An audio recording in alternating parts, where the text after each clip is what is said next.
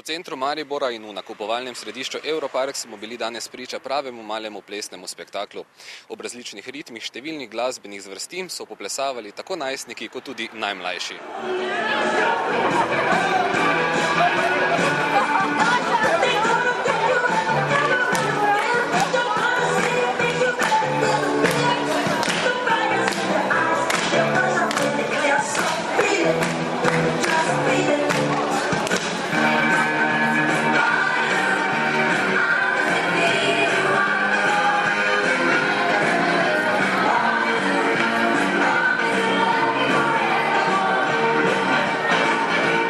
Kakšen je namen današnjega skupinskega poplesovanja po Mariboru?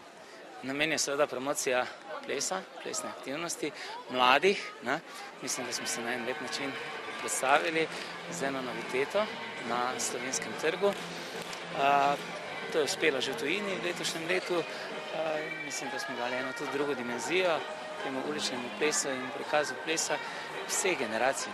Vse ste videli, da so plesali naši mladi plesalci showdansa pa hip-hopa, stari 10, 11 let, pa tudi takšni, ki so stari 25 pa 30 let več.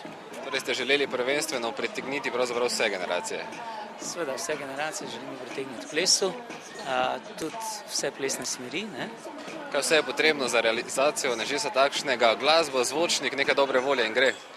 Ja, mladi so bili takoj za stvar, moram reči, ko smo jim idejo predstavili, seveda naši koreografi tudi.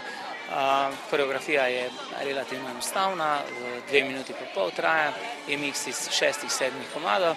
Seveda smo pa poskušali zbrati vse plesne zvrsti, ker ste lahko tudi videli od showdansa do hip-hopa in pa tudi do dunajskega valčka.